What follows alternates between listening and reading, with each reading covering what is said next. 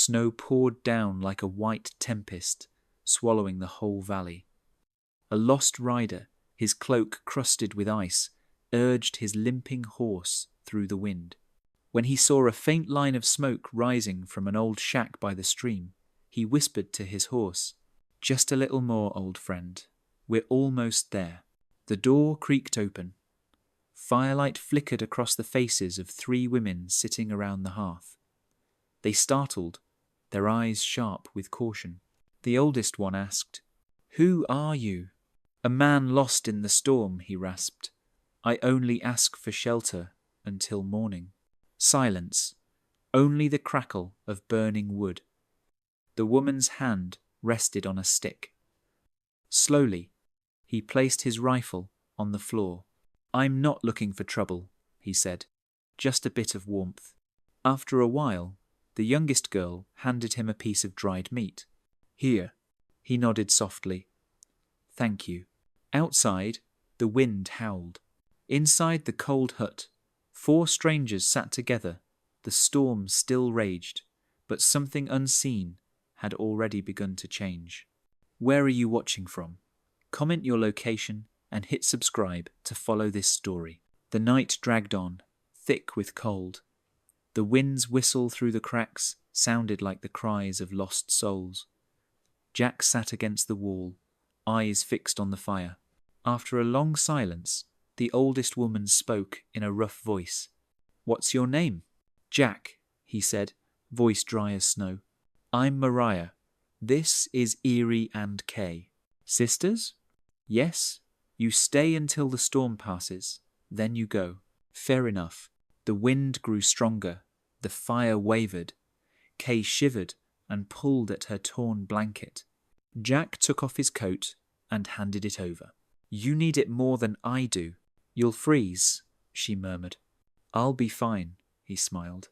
"I'm used to it." The next morning, the valley was blanketed in white frost. The cold made the ground crack beneath his boots. Jack rose early and heard the faint sound of metal. Mariah was stirring the ashes to rekindle the fire. She didn't look at him, just blew gently on the embers, her chapped hands trembling from the chill. He went out to check on his horse. The animal still limped. The swelling had not gone down. Even if the storm cleared, he knew he couldn't leave yet. When he returned, the 3 women were speaking softly in a language he didn't understand. They fell silent when he entered. Mariah said quietly, "Your horse cannot travel." "Right," Jack replied. Erie added, "Then you work, you eat." Jack chuckled. "Fair trade." He went outside, found some old planks, and began repairing the wall frame. The sound of hammering echoed in the frozen air, like the heartbeat of a place long dead. From inside, Kay peeked out. "He's fixing it." Mariah nodded. "Fixing," then said no more. But in her eyes, for the first time, something softened, a quiet trust forming in the wind. That evening, Mariah brought him a small bowl of beans. "Eat." Jack nodded. "Thank you. You worked," she said calmly. "That's enough." The firelight flickered across the walls, and in that old shack, warmth began to take shape. Night fell. The fire was dying, leaving only glowing embers. Jack sat by the wall, staring into the darkness beyond the door. The 3 women were silent, each holding her own fear. At last, he asked, "Is someone looking for you?" Mariah froze. Erie glanced at the door, and Kay bit her lip. After a long pause, a rough voice answered, "Yes, soldiers from Fort Mesa. They said we belong to them." Jack stiffened. "Soldiers?" Mariah nodded. "Blue coats. They say they protect, but what they want isn't peace." He clenched his fists. Memories of faces from his army days, flashed men who wore the badge of justice but crushed the weak beneath it. He said softly, "I won't let them find you." Mariah stared at him, torn between doubt and gratitude. "Why?" Because I've seen what they do, and I left the army because of it. Before sleep took her, Maria whispered, when your horse can walk again, you can leave, or stay. Jack said nothing. The fire reflected in his eyes, and for a fleeting moment, both knew the storm outside still raged, but the one inside their hearts had begun to calm. Snow fell all night, and by morning the valley lay buried in white silence. Jack woke to the sound of hard knocking outside. Maria was breaking ice on the water barrel, her hands red from the cold. He stepped forward, took the stick from her. Let me. I'm used to it, she said, breath steaming. But the wind's stronger today, he replied, swinging the stick down. She watched without a word. Inside, Erie and Kay sorted through their meagre food. Jack came in, pulled 2 cans of coffee and some dried meat from his saddlebag, and placed them on the table. Maria frowned. They're yours. They're ours now, he said simply. Erie squinted. Why share with us? Because I can still earn more, and you've suffered enough. The room went quiet. Kay smiled faintly, the first smile since the storm began. Later that day, as Jack repaired the roof, Maria stood nearby watching. You have a steady hand, she said. Didn't think I could still fix anything, he chuckled. She murmured, You can fix everything, except yourself. He froze, the smile fading. Between the wind and the smoke, their eyes met. No more words were spoken, but something had changed between them, quietly and deeply. The storm had passed, but the valley was eerily still. That morning, Jack followed the stream to check the traps. Among the sagebrush, he spotted a scrap of blue fabric caught on a branch, the rough cloth of a cavalry jacket. He picked it up, gripping it tightly. His heart turned cold. When he returned, Maria was braiding Kay's hair while Erie sharpened a knife.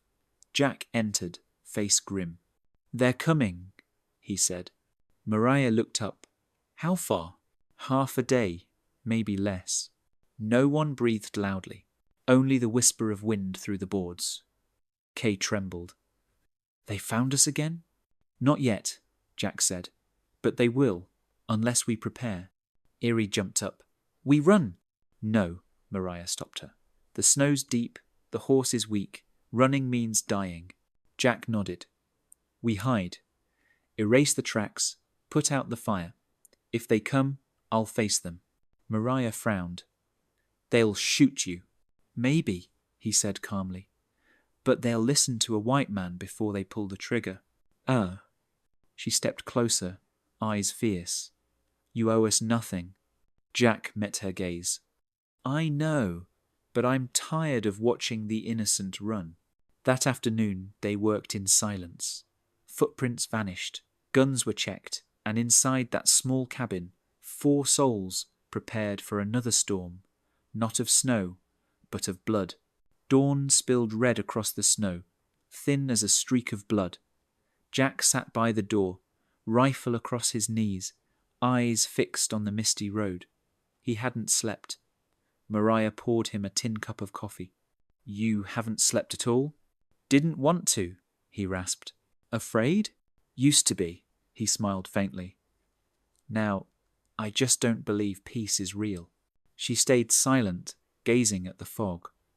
Erie and Kay packed what little food they had, checked their knives and guns. Behind the barn, the ditch was ready a hiding place, if it came to that. They all knew without saying it, today could be their last day. Then came the sound of hooves, 6 horses, moving in formation. Maria gripped Jack's hand. He rose slowly. They're here, he said. Do we hide? Kay whispered. No, Jack answered firmly. Stay behind the wall. Shoot only when I signal. Maria's eyes burned. If you fight, we fight. He hesitated, then nodded. Then stay behind me. 0. The door swung open. The soldier with the red scarf shouted, Mercer, we know you're hiding those Indian women in there. Come out. Jack stepped into the snow. If you want to pass, you'll have to step over my body." The man sneered. "You'll die for savages?" "I'll die for what's right." Gunfire erupted. Snow burst into white chaos. Jack fired back. The first shot dropped the soldier by the fence. Eerie shot from the crack in the wall. Mariah pulled Kay down. Wind, smoke, and gunpowder fused into a furious storm. When the last 3 riders fled, Jack stood still, blood streaming down his sleeve. Mariah rushed to him, pressing her hand over the wound. "You're hurt." "Not deep," he smiled. "You're insane," she whispered. "Maybe," Jack said softly, "but at least we're alive." In the smoky cabin, they looked at one another, not fugitives anymore, but people who had finally stood their ground. The next morning, snow had buried all traces of the battle.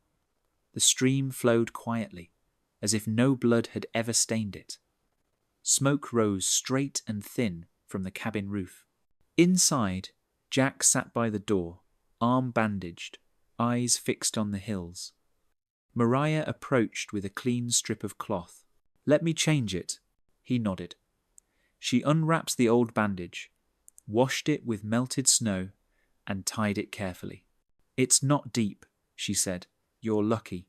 "No," he murmured, "just saved at the right time." Days passed, and the snow began to melt. They went outside, clearing the yard, hanging blankets, fixing the roof. Eerie built a rack for drying fish, and Kay hummed by the stream. Watching them, Jack stood still.